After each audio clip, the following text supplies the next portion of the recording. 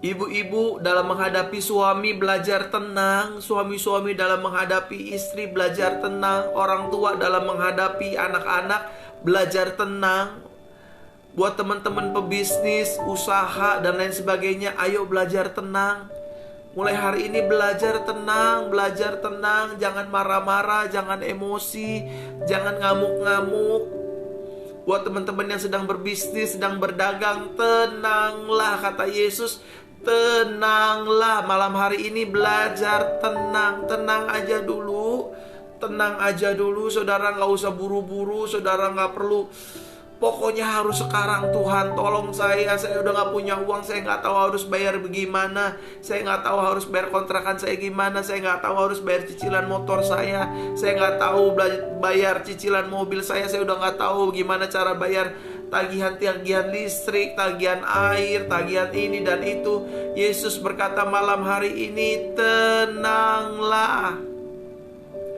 Tiba-tiba usaha kita dibohongin orang, tiba-tiba dagang kita dibawa kabur sama orang, tiba-tiba anak kita jatuh dalam narkoba, tiba-tiba anak kita pacaran sama orang gak seiman, tiba-tiba suami kita selingkuh, tiba-tiba istri kita selingkuh, tiba-tiba hidup kita diomongin banyak orang, tiba-tiba hidup kita dijahati oleh banyak orang, hidup kita direkayasa sama orang lain, kita mau dijatuhkan, kita ingin dihancurkan. Yesus berkata, tenanglah. Sama-sama katakan dengan saya, tenanglah. Ini firman juga berlaku buat kehidupan saya, saudaraku terkasih dalam Tuhan. Saya harus belajar tenang. Saya harus belajar tenang. Tenang bukan minum obat penenang, tapi saya harus belajar tenang di dalam Yesus Kristus. Segera Yesus berkata kepada mereka di dalam Matius 14 ayat 27, tenanglah. Pertanyaannya, kenapa kita harus tenang? Sedangkan masalah di depan kita sedang menuntut kita, sedangkan tagihan listrik sedang menuntut kita, sedangkan tagihan air sedang menuntut kita, sedangkan tagihan kontrakan rumah sedang menuntut kita, sedangkan orang di luar sana sedang menjatuhkan nama baik kita, sedangkan orang di luar sana sedang ingin merekayasa kehidupan kita, sedangkan suami kita sedang selingkuh dengan perempuan lain, sedangkan istri kita juga sedang jalan dengan laki-laki lain, sedangkan anak-anak kita lagi jatuh dalam narkoba, sedangkan anak-anak kita sedang pacaran sama orang gak seiman, sedangkan usaha kita lagi ditipu orang, sedangkan usaha kita lagi tidak mengalami kemajuan ekonominya, sedangkan situasinya lagi begini, penularan COVID-19 hari ini 32.000, saudaraku terkasih dalam Tuhan. Kenapa kita harus tenang? Karena kitab suci mengatakan, firman Tuhan mengatakan, berkata kepada mereka, tenanglah, ini aku, jangan takut. Jadi ada jaminan dari Yesus pada malam hari ini. Ini aku Tuhanmu, aku Tuhanmu, aku pemeliharamu, aku yang menyertai kamu, aku yang menyembuhkan kamu, aku yang memberkati kamu, aku yang memberi kamu makan, aku yang mempromosikan hidupmu, aku yang memberkati rumah tanggamu, aku yang akan memulihkan suamimu, aku yang akan memulihkan istrimu, aku yang akan melepaskan anak-anakmu dari kecanduan narkoba, aku yang akan membebaskan anak-anakmu dari orang yang tidak seiman, pacaran dengan tidak seiman, aku yang akan memulihkan rumah tanggamu, aku yang akan memulihkan pekerjaanmu. Itu kata Tuhan Yesus Kristus. Tenanglah, aku ini, jangan takut, saudaraku terkasih dalam Tuhan. Yang pertama, Yesus berpesan kepada murid-muridnya. Yesus juga berpesan kepada setiap kita yang malam hari ini mengikuti mesbah doa, tenanglah.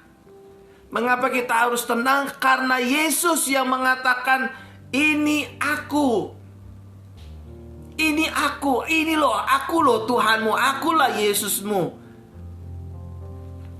Karena Yesus rumah tangga kita dipulihkan, karena Yesus ekonomi kita dipulihkan, karena Yesus istri kita diubahkan, karena Yesus suami kita diubahkan, oleh karena Yesus pendapatan kita dipulihkan, oleh karena Yesus tagihan listrik, tagihan air, tagihan kontrakan, tagihan rumah, uang bensin, uang lain sebagainya, oleh karena anugerah dan kemurahan Yesus, Yesus yang memelihara itu semua. So malam hari ini Yesus berkata, udah tenang aja, tenanglah.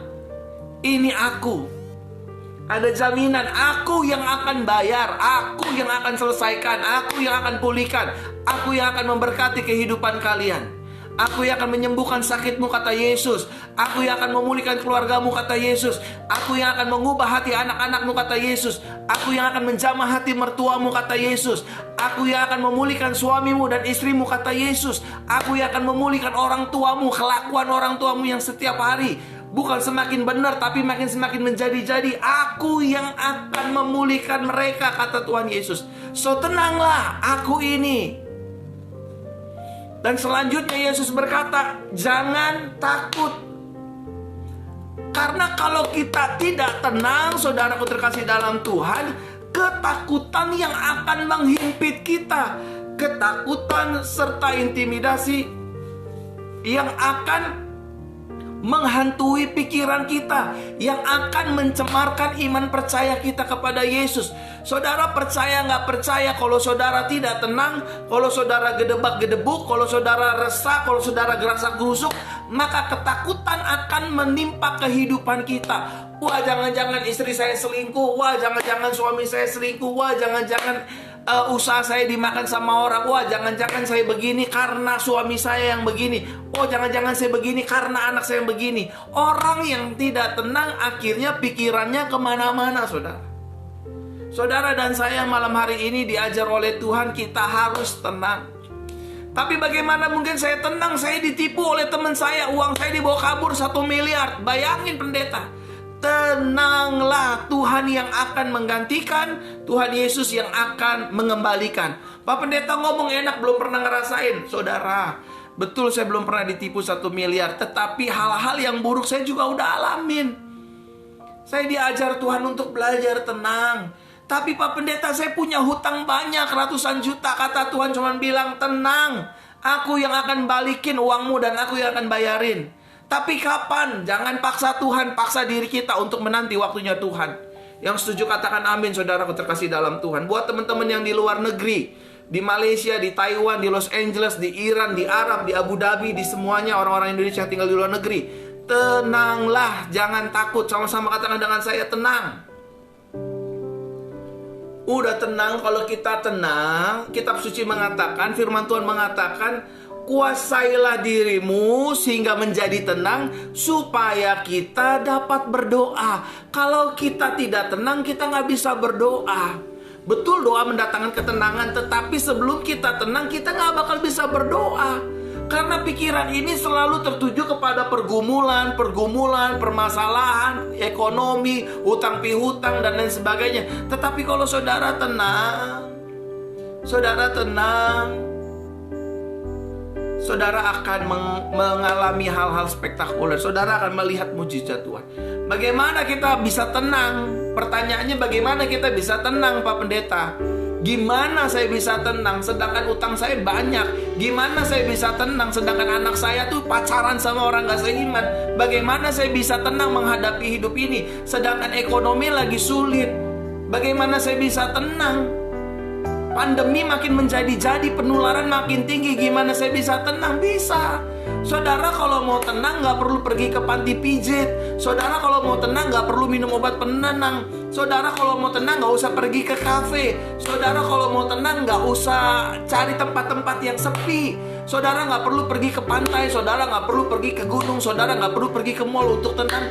Saudara gak akan pernah bisa tenang secara absolut. Saudara bisa tenang bersama dengan saya ketika kita dekat dengan Tuhan.